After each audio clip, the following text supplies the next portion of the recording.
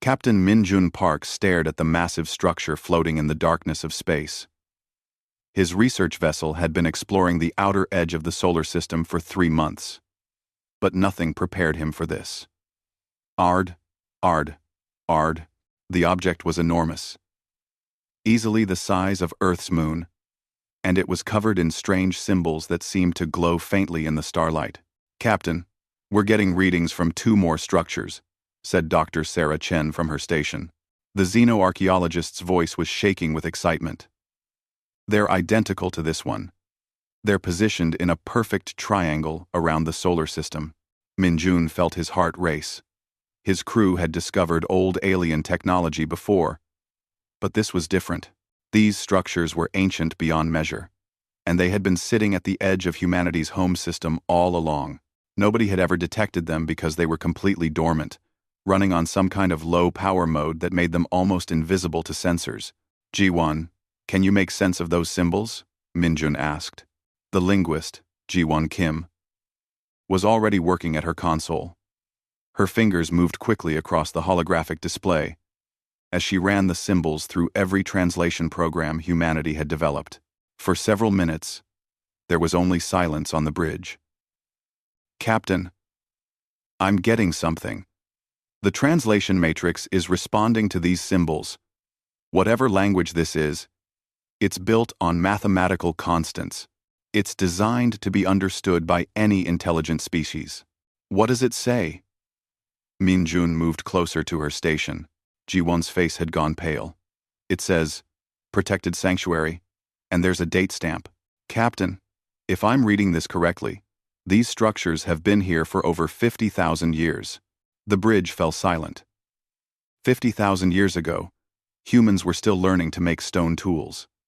They were barely starting to create art on cave walls. And something had been out here, watching over Earth. "There's more," G1 continued. "I'm accessing what looks like a central database. These aren't just structures. They're defense platforms, automated weapon systems, and according to these logs, they've been active all this time." Sarah pulled up a secondary screen. "She's right. I'm detecting massive power conduits running through the entire structure. Whatever these things are, they're designed for combat. Military grade doesn't even begin to cover it. This technology is more advanced than anything the galactic community has."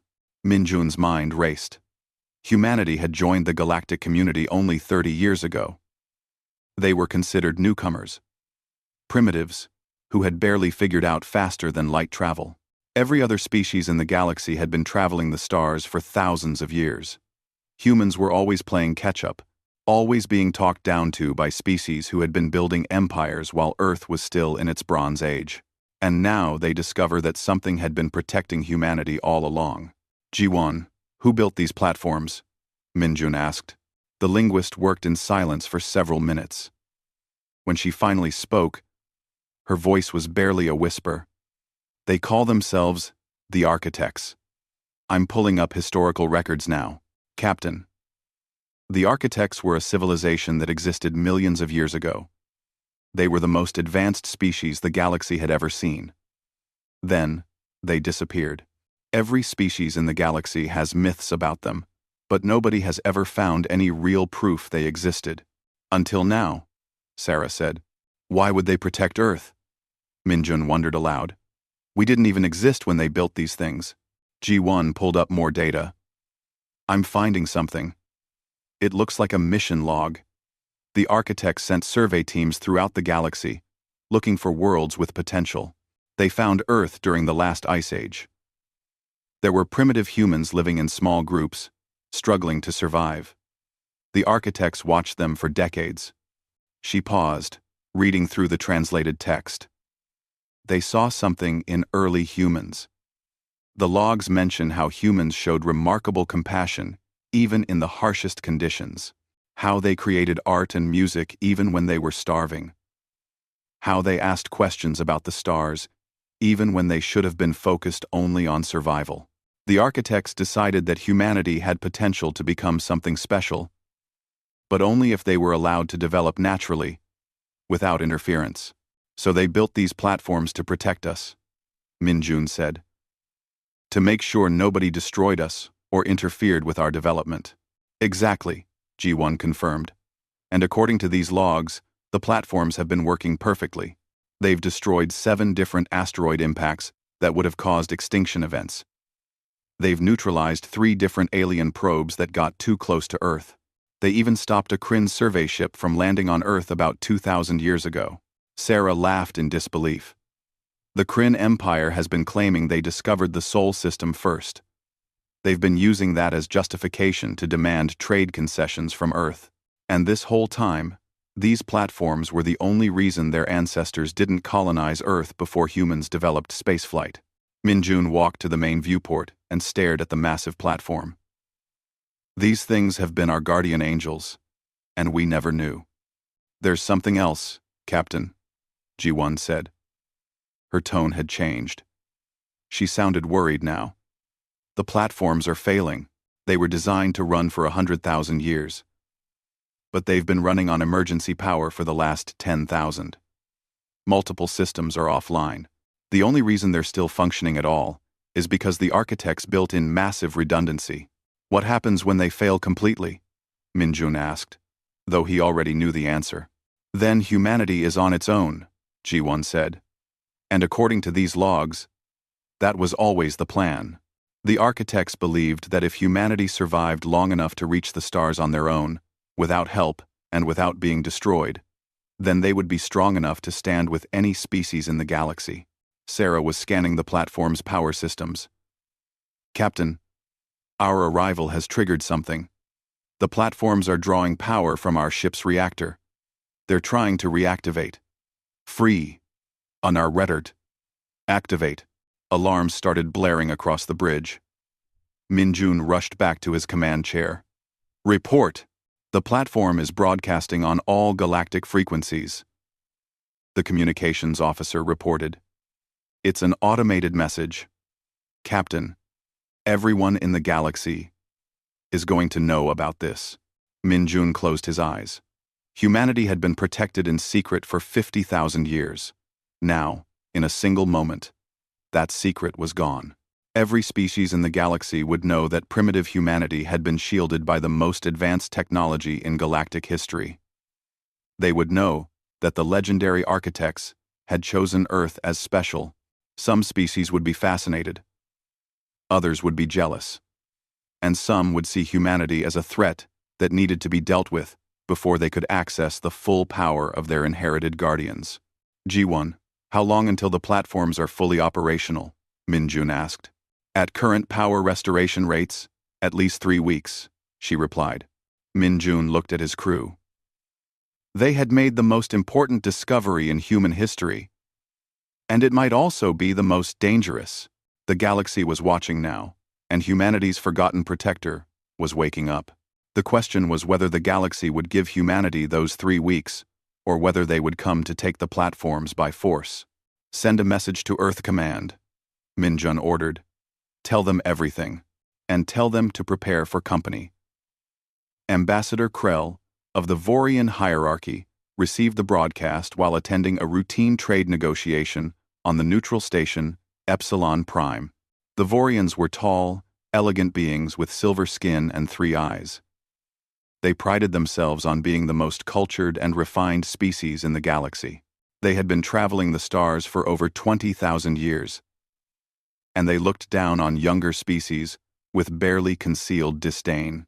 Krell had been in the middle of explaining to a human trade representative why humanity should accept less favorable terms when his personal communicator started flashing with urgent priority signals. He excused himself, irritated at the interruption, and opened the message in his private chamber. What he saw made him freeze. The broadcast showed massive ancient structures, clearly architect in design. The message was automated, ancient, and it declared that Earth was a protected sanctuary, designated by the architects themselves over 50,000 years ago. The platforms had been guarding humanity's development since before humans even knew fire. Krell felt something he had not experienced in decades: fear. The Vorians had always dismissed humanity. They were newcomers, barely 30 years into galactic society. They had crude technology, and lacked the refinement of older civilizations. The Vorians had been pushing humanity around in trade negotiations, in territorial disputes, in cultural exchanges. It had been easy, but if the architects themselves had chosen to protect humanity, what did that say about humans? What had the architects seen in them that the Vorians had missed? Krell immediately contacted the Vorian High Council. This changed everything. Across the galaxy, on the crystal world of Zephyos, the scholars of the Zephian Council were in an uproar. The Zephians were perhaps the most academic species in known space. They kept records going back 100,000 years. They studied ancient civilizations. They were the galaxy's historians, and now they were tearing through their archives in a panic. Scholar Venri stood before the Grand Archive, searching through texts that had not been accessed in millennia. The architects were mostly myth to the modern galaxy. A few artifacts existed, scattered across various worlds, but nothing substantial. Nothing that proved they had really been as advanced as the legends claimed, until now. Venri found what she was looking for in a collection of texts so old they were stored in crystalline memory matrices. Ancient myths from a dozen different species, all telling similar stories. The architects had walked among the stars when the galaxy was young. They had built wonders beyond imagination. And before they disappeared, they had spoken of one final act. They will choose the worthy. One text read. The final children who will inherit the stars. The myths had always been vague about who these final children would be. Some species claimed it would be them. Others said the architects would return themselves. But the texts Venri found suggested something different. The architects would find a young species, one showing the right qualities, and protect them until they were ready to face the galaxy on their own terms. Nobody had believed humans could be that species. They were aggressive.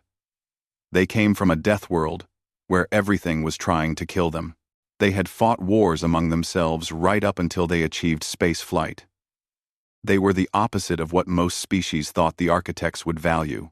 But apparently the architects had seen something different, something worth protecting for 50,000 years. Venri sent her findings to the council with a simple message. We have been wrong about humanity. On the war moon of Kryn Prime, the reaction was very different. General Thax slammed his armored fist on the strategy table, making the holographic displays flicker. The Kryn were warriors, massive beings covered in thick scales and built for combat. They had conquered 17 systems through military force. They respected only strength. This changes everything, Thax growled to his war council. If the humans control architect technology, they could dominate the entire galaxy. We need to act now, before they learn how to use it. Commander Velra, a scarred veteran of countless battles, shook her head. Have you analyzed the broadcast? Those platforms activated defensively when the human ship approached. They have been protecting Earth automatically for 50,000 years. If we attack humanity, we might trigger a response no fleet could survive. Then what do you suggest? Thax demanded. We let the humans keep weapons that could destroy us all? I suggest we wait and see what humanity does, Velra said calmly. The architects did not choose them randomly. Perhaps we should learn why before we make ourselves their enemy. The debate raged for hours. The Kryn were divided. Some saw opportunity. Others saw danger. But all agreed that humanity had suddenly become the most important species in the galaxy, whether they wanted to be or not. In the Galactic Senate, representatives from 100 different species were arguing. The session had been called in emergency status, and the chamber was chaos. Humanity must surrender the platforms to galactic authority, demanded Representative Torx of the Solarian Combine. No single species should control such power. On what grounds? Countered Representative Uma of the Peaceful Delphian Assembly. The architects specifically designated Earth as protected. That suggests they intended humanity to have access to this technology. Humanity didn't even know the platforms existed until yesterday. another representative shouted. They have no claim to architect heritage. Senator Maria Rodriguez of Earth stood at the human delegation's podium. She was a small woman compared to most of the alien representatives. But her voice carried across the chamber. The platforms were activated by our research vessel, she said firmly. They have been protecting my species since before we had civilization. We did not ask for this protection, but we also will not apologize for it. The architects made their choice 50,000 years ago. Perhaps instead of arguing about who deserves what, we should ask ourselves why they felt Earth needed protection at all. That brought a moment of silence to the chamber. It was a good question. What had the architects been protecting humanity from? On the edges of galactic space, other species were having quieter reactions. The Heathen, a collective consciousness species, simply absorbed the information and found it fascinating. The Lumens, beings of pure energy, saw it as confirmation that physical species could still surprise them. The Drell, aquatic philosophers, wondered if this meant the architects' prophecies about the end times were also true. But in the dark spaces between stars, there were others watching. Species that did not participate in the galactic community. Pirates and raiders who operated outside the law. They saw opportunity in chaos. If the galaxy was distracted by humanity's inherited guardians, other things could move unseen.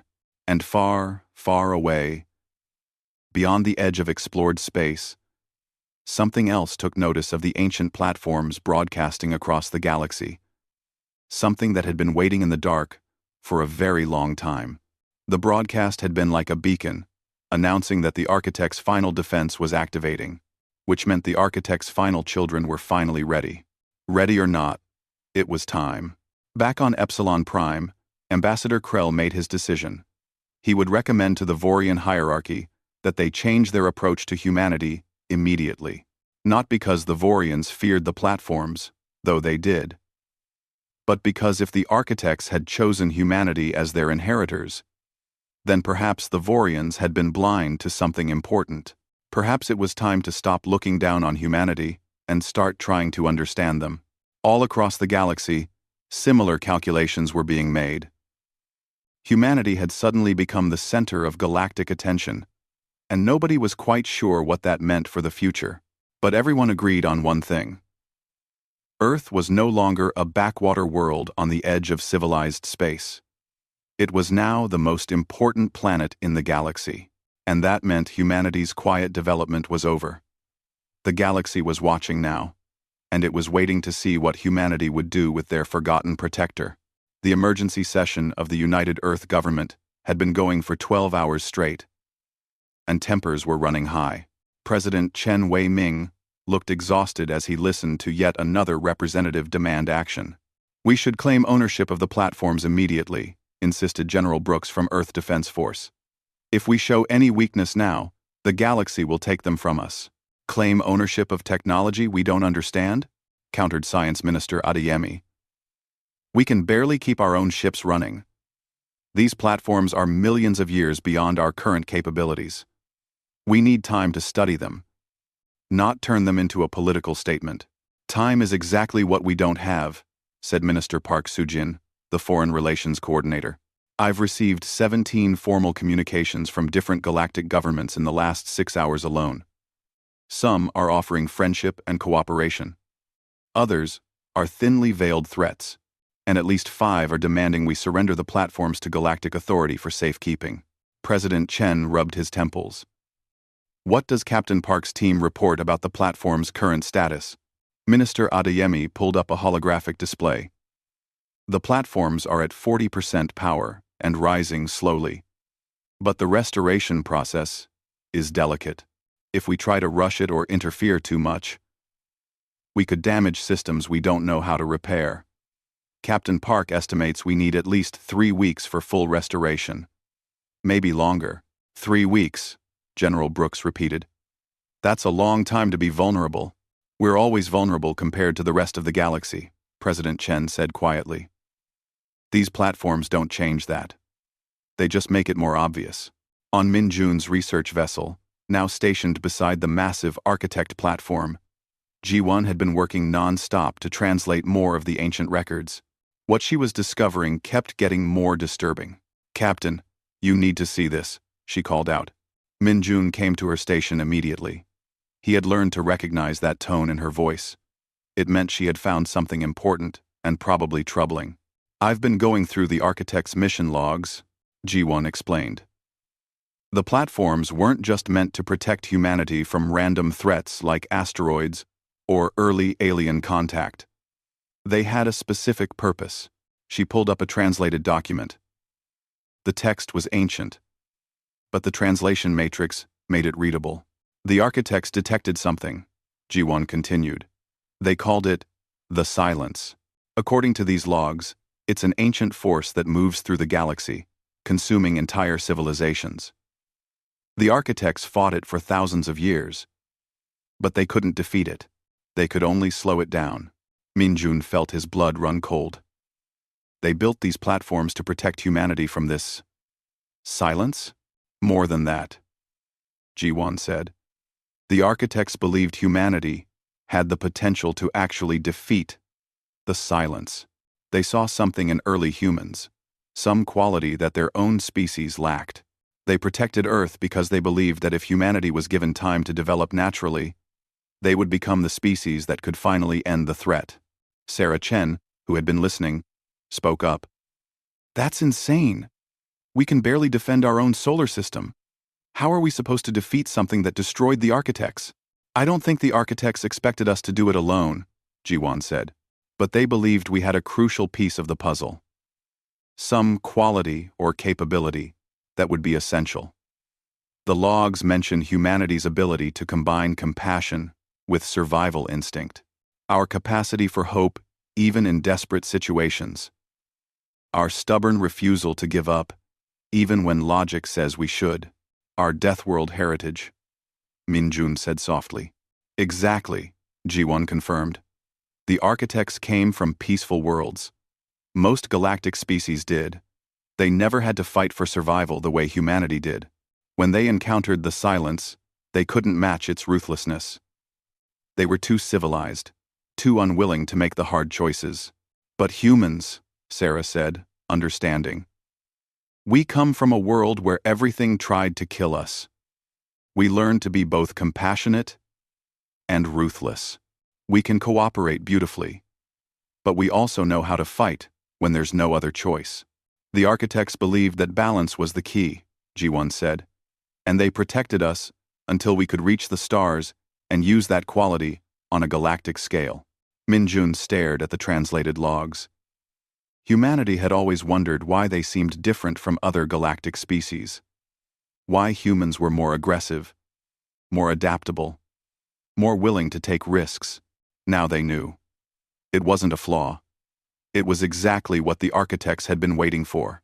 "There's more," Ji-won said hesitantly. "The final log entry from the architects. It's a warning. They say, the silence follows power signatures. The more advanced technology in one area, the faster the silence finds it.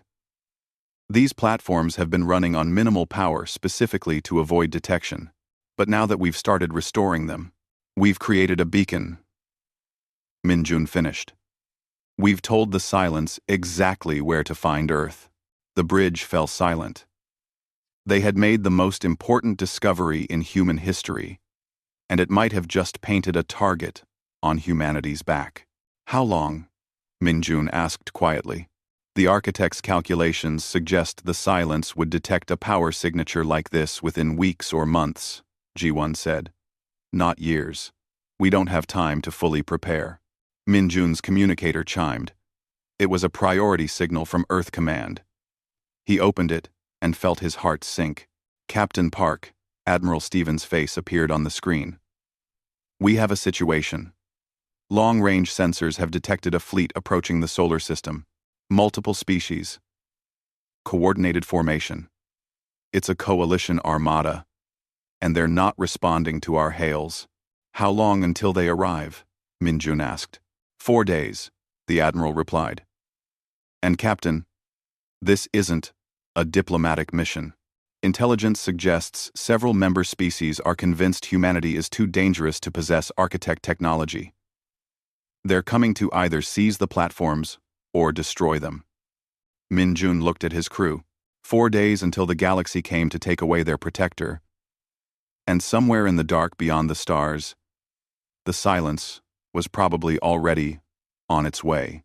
Admiral, with respect, the fleet is the least of our problems, Min Jun said. He quickly explained what G1 had discovered about the silence. There was a long pause. Admiral Stevens looked like he had aged 10 years in 10 seconds. So we're facing a galactic coalition fleet and an ancient threat that destroyed the most advanced civilization in galactic history, the Admiral said. Anything else I should know about? The platforms are only at 40% power, Min Jun added. They can't fight a full fleet in their current state. Then we have a choice to make, Admiral Stevens said. Do we surrender the platforms to the coalition? Do we fight to keep them? Or do we find a third option? Min Jun thought about what G1 had translated. The architects had protected humanity for 50,000 years, believing they would one day be strong enough to stand against impossible odds. They had faith that humans would find a way when others couldn't.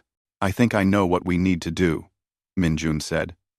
But the galaxy isn't going to like it.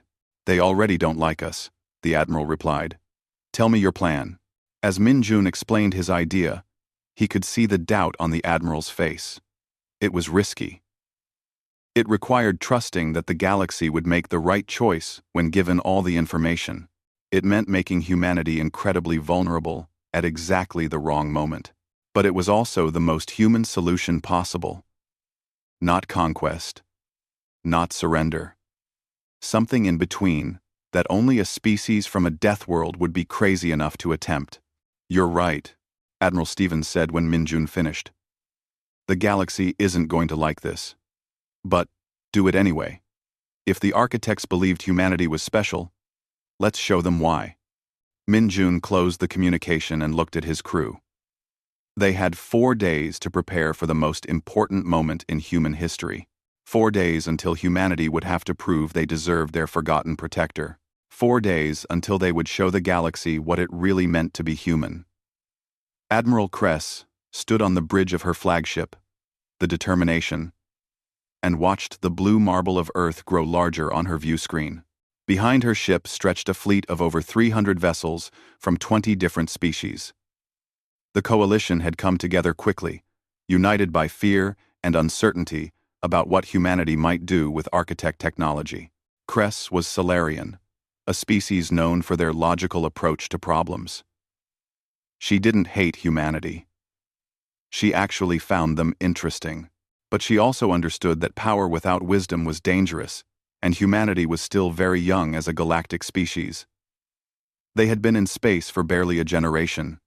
Could they really be trusted with the most advanced technology in galactic history? Admiral, we're approaching the edge of the solar system, her tactical officer reported.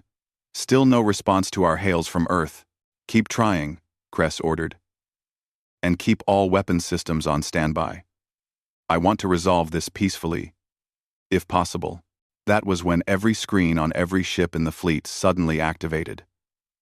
An override signal, broadcasting on all frequencies. The image showed Captain Min Jun Park standing on his research vessel. Greetings to the Coalition fleet, Min Jun said calmly. I am Captain Park of the Earth Research Vessel Discovery. I know why you're here. You're afraid. You're uncertain. You want to take control of the architect platforms before humanity can misuse them. I understand that fear.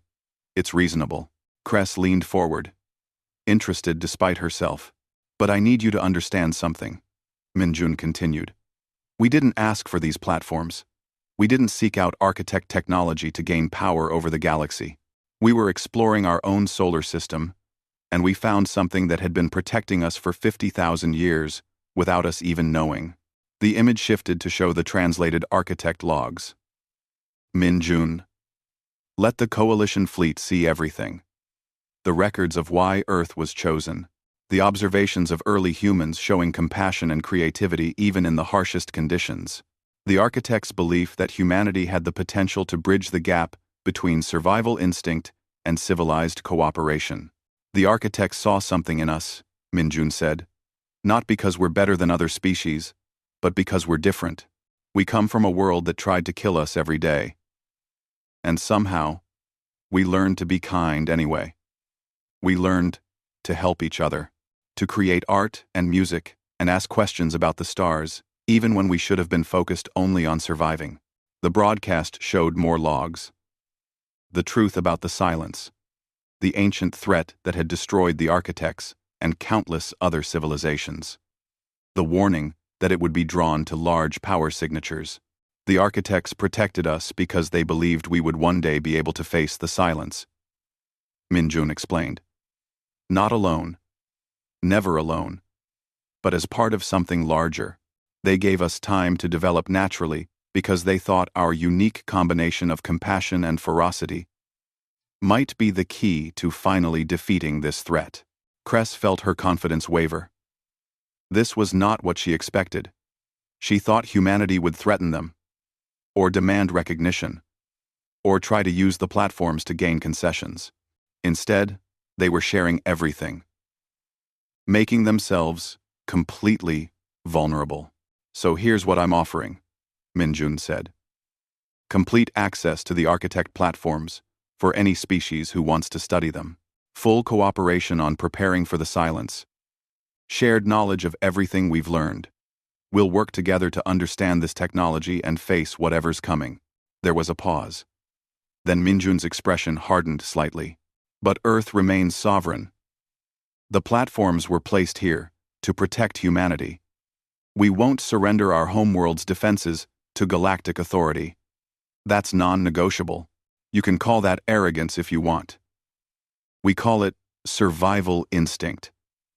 It's what kept our ancestors alive on a death world, and it's what will keep us alive now. The transmission ended. On the bridge of the determination, Cress looked at her officers. Analysis? Analysis? He's either very brave or very foolish, her tactical officer said. They've shown us everything. They have no secrets now. If we wanted to attack, this would be the perfect moment. Or, it's a test, Cress said thoughtfully. They're showing us that humanity won't respond to fear with aggression. They're offering cooperation instead of confrontation. It's very human, her communication officer spoke up.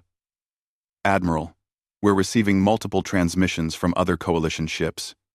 The Zephian vessels are requesting permission to break formation. They want to accept the human offer. Denied, Cress said immediately. We move together, or not at all. But privately, she was conflicted. The Solarians valued logic above all else. And logically, what Minjun offered made sense. Humanity was sharing their discovery, rather than hoarding it. They were warning everyone about the silence.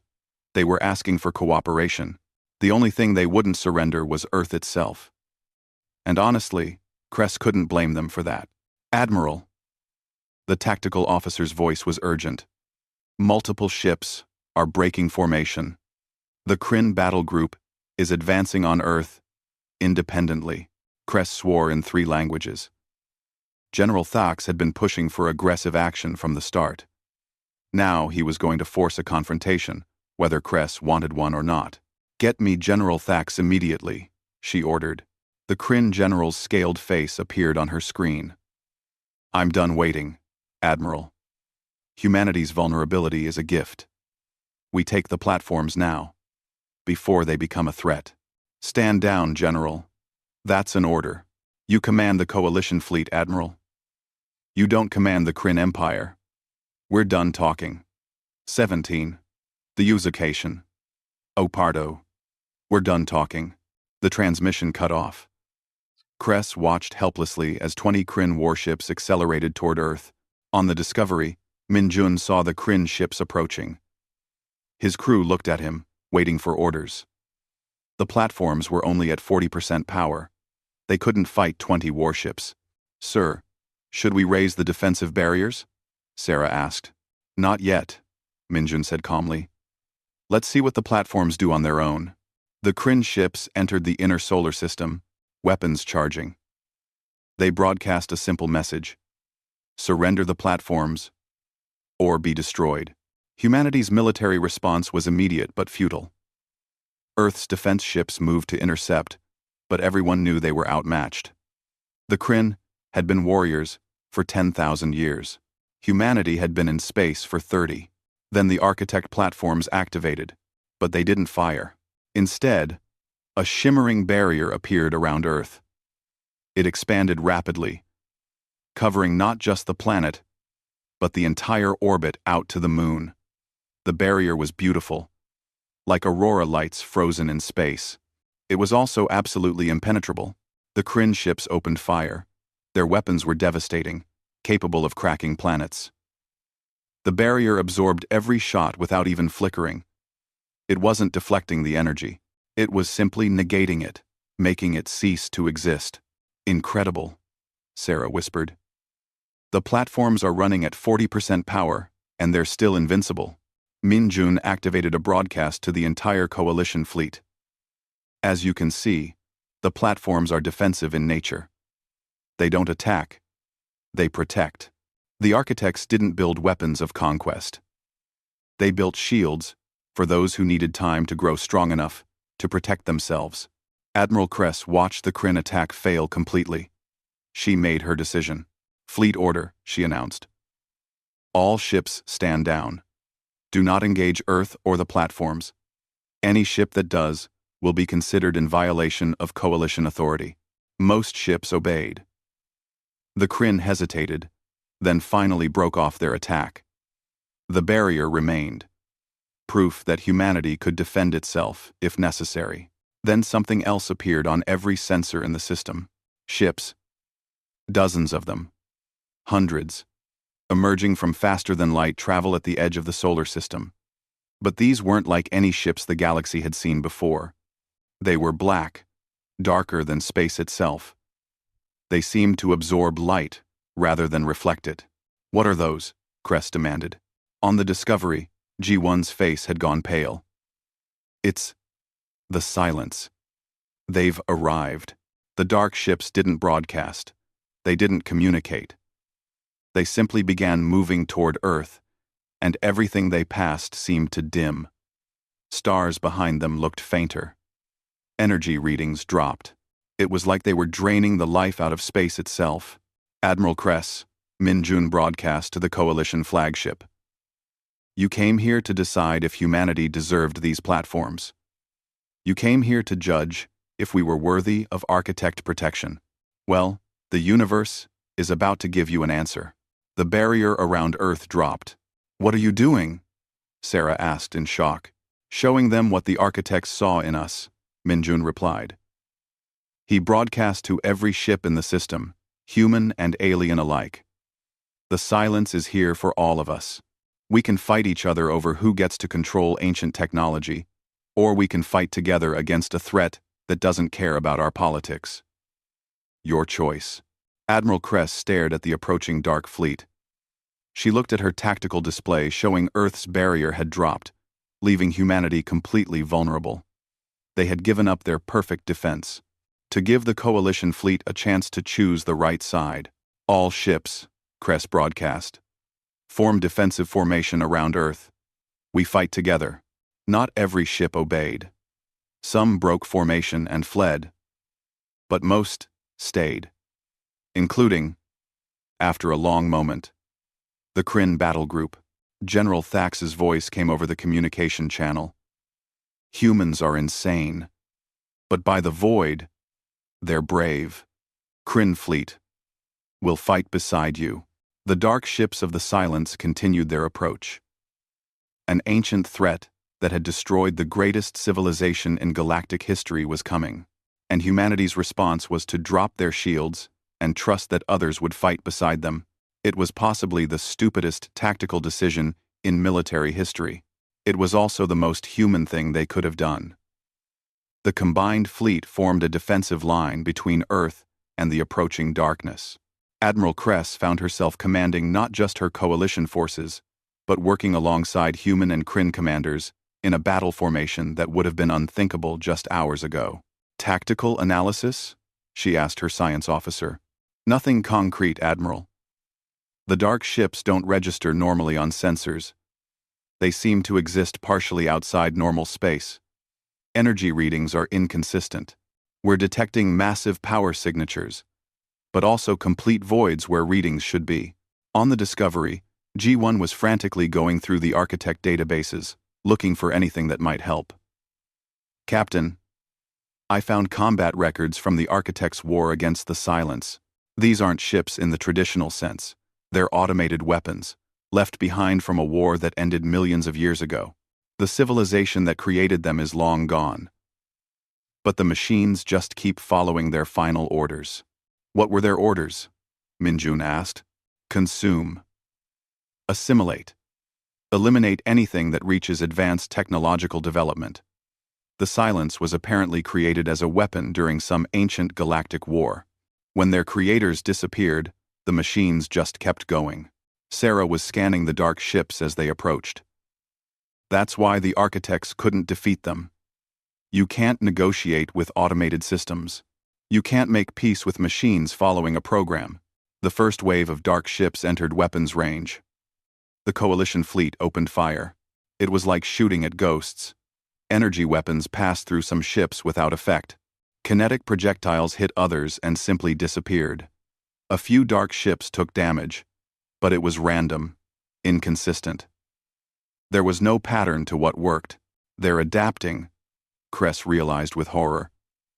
Every time we hit one with a specific weapon type, the others adjust. They're sharing defense protocols. The dark ships returned fire. Their weapons were unlike anything the galaxy had seen. Beams of pure void that didn't destroy ships so much as erase them. Where the beams touched, matter simply ceased to exist. No explosion, no debris, just nothing. The Solarian cruiser Wisdom took a direct hit. Half the ship vanished. The remaining half tumbled through space, trailing atmosphere. All ships, evasive maneuvers, Kress ordered. Don't let those beams touch you. The battle was chaos. The combined fleet had superior numbers, but the Silence had superior technology.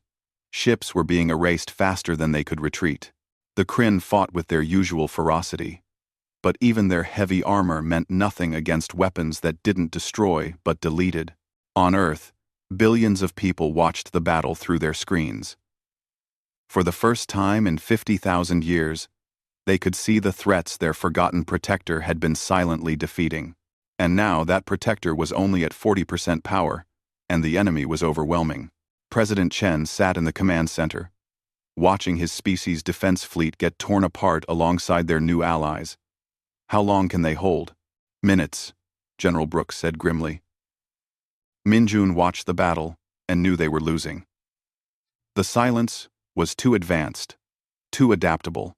The Coalition fleet was brave, but bravery wasn't enough against enemy that had destroyed the Architects themselves. There has to be something we're missing, he said. The Architects believed humanity could defeat this. What did they see in us that would matter here? Ji-Wan was still reading through the combat records. The Architects tried everything. Superior weapons didn't work. Superior numbers didn't work. Superior tactics didn't work. The Silence adapted to everything they threw at it. So what kills something that adapts to every attack? Sarah wondered aloud. Minjun suddenly understood. You don't. You stop making it adapt. You shut it down. Captain, these are machines, Ji-Wan said. Ancient, incredibly advanced machines.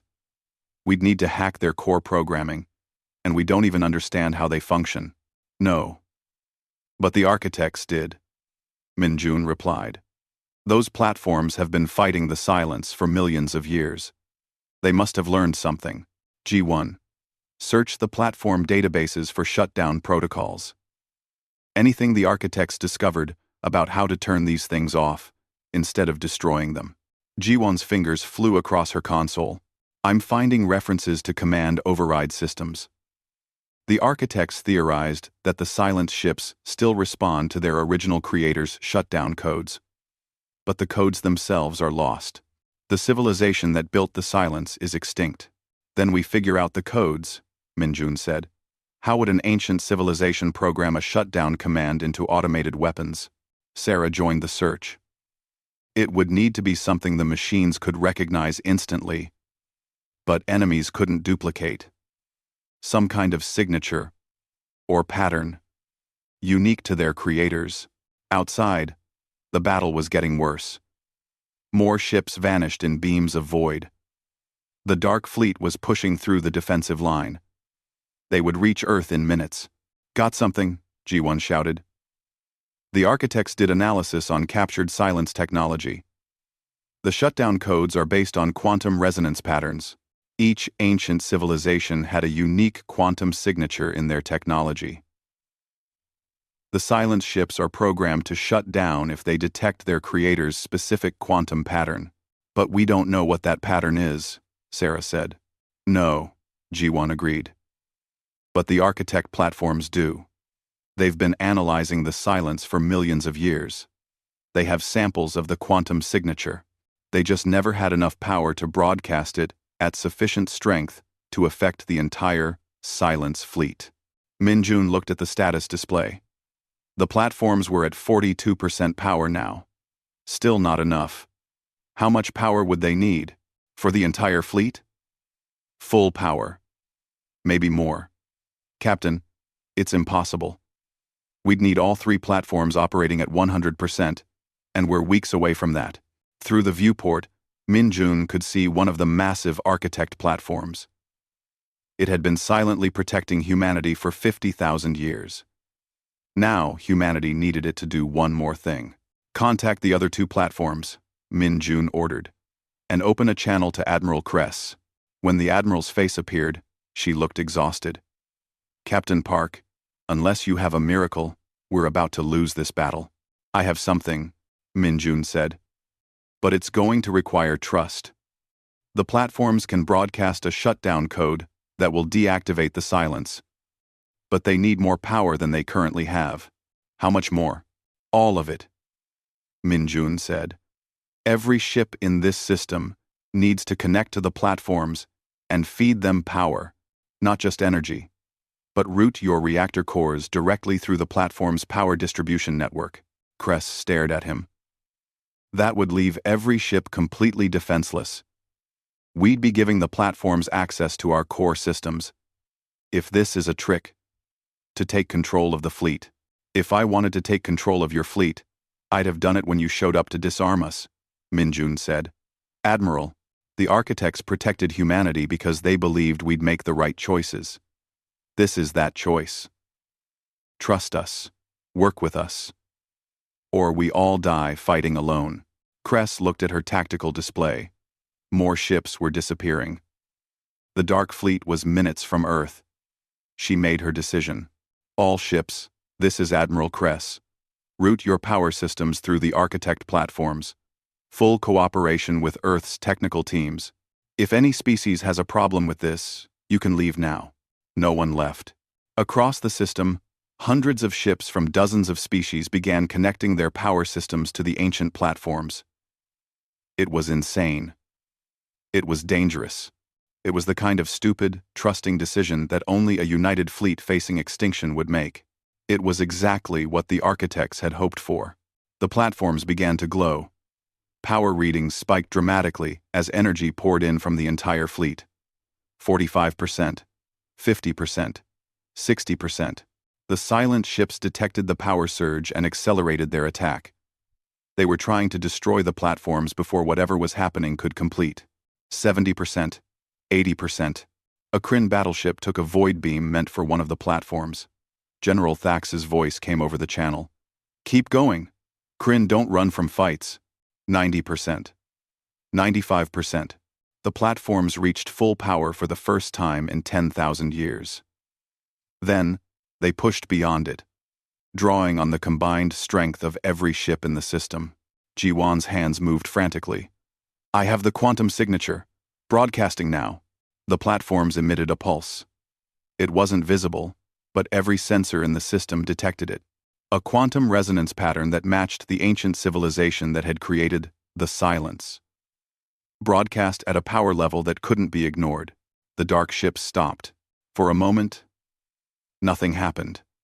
Then, one by one, they began to power down.